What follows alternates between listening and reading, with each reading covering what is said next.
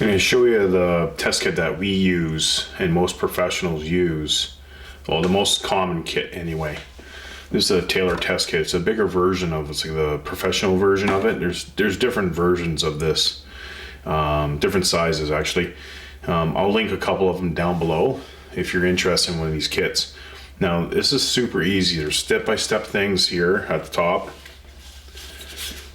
Yellow is chlorine. Pink is pH, green is alkalinity, blue is calcium, and your white is your cyanidic acid, which is your stabilizer. And then this one here is the for a salt test, the sodium chloride. Now I don't have the sodium chloride here. You have to buy that separate from the kit. Okay, so I'm just going to give you a rundown fast. This is how easy it is. It's straight. It's like step 1, step 2, step 3, and they're all labeled. There goes one there. So I go 1, 2, 3, and then there's 6. See, it's going opposite. So it's straightforward. So you just follow along. So I'm just going to. So you got this vial here. The bigger tube is for the alkalinity and the pH. The smaller one's for the cyanidic acid and the chlorine or bromine or whatever. So for pH, it's pretty straightforward here. You just put it up to 44 milliliters, and you just take your, it says 5 drops of 4, number 4. So you're going to do 5 drops. Now, this stuff here, don't store your kit. 2, 3, 4, 5. Don't store this kit outside in the wintertime.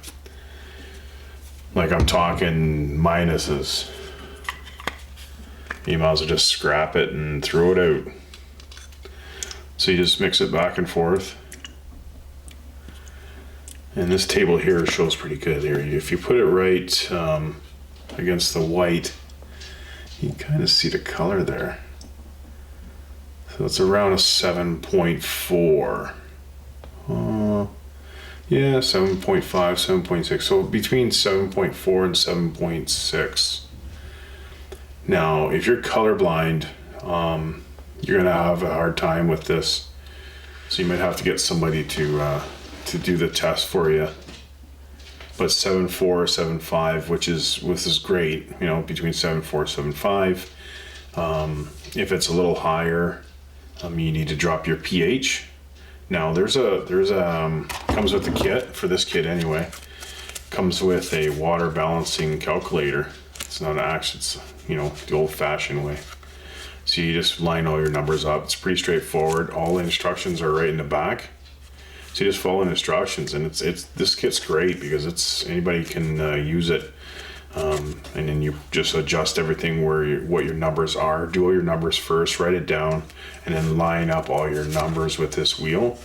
Line it all up, and it tells you what it should be. Like it has your temperature if it's a pool or hot tub. Just line everything all up, and then you can there's a handy book. And you can look online too for all this stuff. And it has everything in there that you would need to do your calculations.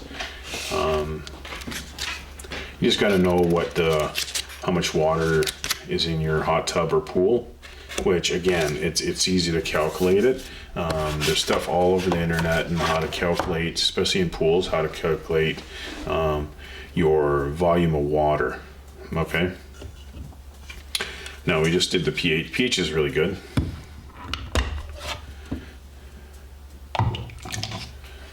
So we're gonna do the alkalinity.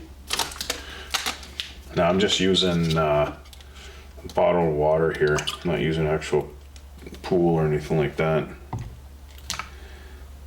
because I'm up in Canada here and it's a snowstorm out. So most of our pools are closed right now. So, and the kit's pretty. I just got it for For the winter, I get one every year. So it's this is a brand new kit. So I figured it was a great opportunity to show you the kit and how to go step by step on a lot of this stuff and how easy it is. Because if I would have done this with our normal kit in the middle of the summer, it's pretty beat up. Like it's pretty messy looking.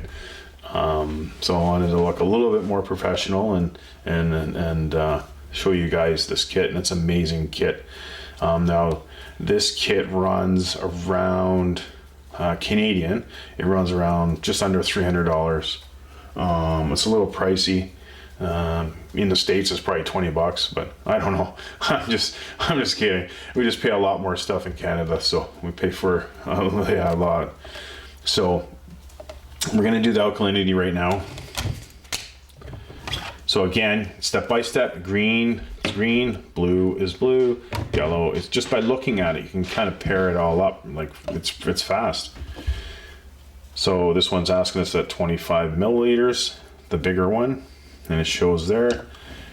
These ones are all messed up. So it's good that even if you put it anywhere, it'll show you what you have to put in. So there's a 0007, 2 drops. So there's a 7, 2 drops. 1, 2. So what I do is, and they suggest it right there too, to swirl it. So I just put 1, 2 drops, and I just kind of do this. Just shake it a bit. You don't have to do it hard. And then this one here, 0008, total alkalinity indicator, which is like a dye. So we're gonna go 5. 1, 2, 3, 4, 5. Swirl. Now, the more you do this, the faster. It takes 5 minutes. You could probably do all this in 10 minutes. So it's good to have. I'm telling you, it's good to have this kit, and this will last, especially a homeowner. This will last a long time as long as you keep it inside. So what we're doing here is we're going to count. So it's on here. It's counting each drop by 10. So I just count them and then calculate it by 10. So I put 1, 2, 3, 4, 5, 6, 9, 10. And we want it to turn from green to kind of pinkish. 11, 12, 13, 14, 15, 16, 17, 18, 19, 20, 21, 22, 23,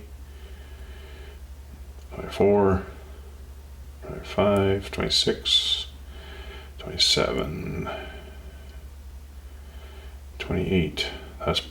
That's not good for a hot tub or pool. So we're at 28, so it's 280. I'll put one more. Yeah, there we go. There we go. And this was from a bottle of water. So it's 280, which is bad. The pH is really good. It's around 7.5, and that's really good. So if you want to drop 280 for alkalinity, the tricks we use up in Canada, if there's snow around and if it's a little bit clean snow, we actually take the snow, we take a shovel, and we throw it in the hot tub, because we know it's going to drop the. It's like acid rain. It's acidic. So we take the snow and we throw it in. It drops the alkalinity right in the toilet. So we don't have to use any chemicals, so our TDSs stay pretty low. So we just do it naturally, right? But if you have a hot tub and then you might be somewhere in, California or whatever, it's probably not, the alkalinity's not high there, probably have an issue with pH levels. So what I would do is, if it was about 280, see what kind of chemicals you use. I can't tell you exactly how much to put in, because everyone's different. So it depends on where you get the chemical from, what company it's from, what style of product you're using, if it's a liquid, granule, powder, how big your hot tub is. So you gotta calculate the volume of water that's in your tub, and then the product you use. So on your product you use, or look right on the labels, it'll tell you how much to put it in. Okay, you can use a measuring cup or whatever. A lot of times we have measuring spoons, in some of our chemicals. So we can use that too, measuring cups or whatever. So if it was one of my tubs and I had 280, which I really don't, but if I had one tub that was 280, I would drop the alkalinity down. I'll try to get it about 100. So your alkalinity and your pH are linked. So what you're going to have to do as soon as you start dropping, I'm going to drop this down dramatically. So I'm going to drop that down. It's going to drop the pH down. So right now our pH, we already tested it. Our pH is really, really good. It's at 7.5. So we're going to drop it down. The alkalinity, we're going to drop that down, which in turn is going to drop the pH too. So it's all both going to go down, but we want to level it all out eventually. Okay. So it's better to have, well, either way, alkalinity was too high or too low is not good. It starts eating your equipment and stuff like that. So, and your pH will more affect your health. Any of these numbers will affect your health, but this is the most common thing.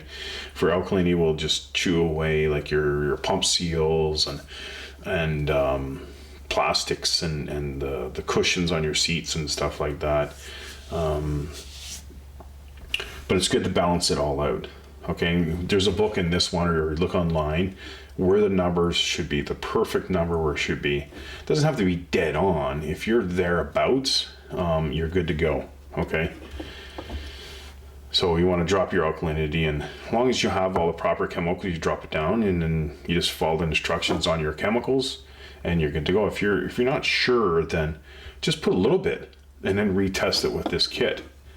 And then just run it and then put the chemicals in. Just put a little less and see if it's working for you. You'll eventually get the feel of it. Like you'll go, okay, I put that much in and it dropped it this much about an hour later. You'll eventually get it. It'll come to a point where if you keep on using this kit, this style, the drips, stay with the one kit and you get used to your water and the same chemicals, you'll get used to what to put in and stuff like that. I know sometimes it's a pain in the butt at the beginning to learn something, but once you get to learn this kit here will probably last you like a few years. But it's like food. There's expiry dates and stuff like that. But use it a lot. If you have a hot tub and pool, use it on both, and keep it inside, hot or cold. Just take care of this. It's not cheap. Okay, so when you use chlorine, it'll be like pink, like really, really light pink to darker pink. Now, under the health regulations of Canada, they want it, like in commercial pools or condos and stuff, they want it between 1 and 3.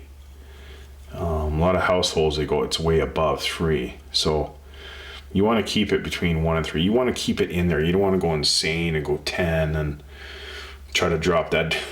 It's not bad for it's really bad for your equipment and stuff. So it's good to keep it between 1 and 3. As long as there's something in there, it's doing something. Okay. And then the same as your free chlorine. The booklet's right here. It's straightforward. The green is your alkalinity, pH, chlorine, bromine, doesn't matter. Your hardness and your water. Sometimes if you have a softener, and more than likely your hardness is going to be really, really low. If you have well water, it's going to be really, really high. It's going to be either way. There's chemicals out there, but it's hard water is hard to get rid of. So it's better to have a softener. Put it through your softener, and then you can add to it. You can't take it away. Cyanidic acid, which is your stabilizer in your pool, which is really good to have. So you have a different dropper here. You take the pool water or hot tub water. Well, you don't want no stabilizer in hot tubs at all, only in pools. So this here, the cyanidic acid, you can test your hot tub, but don't put stabilizer in it. Don't. Okay, and I think that's everything. I'll link it on the bottom. So if this helped you out, like, subscribe, comment on the bottom. Maybe there's another test kit or something like that I can show you. And we'll see you on the next one.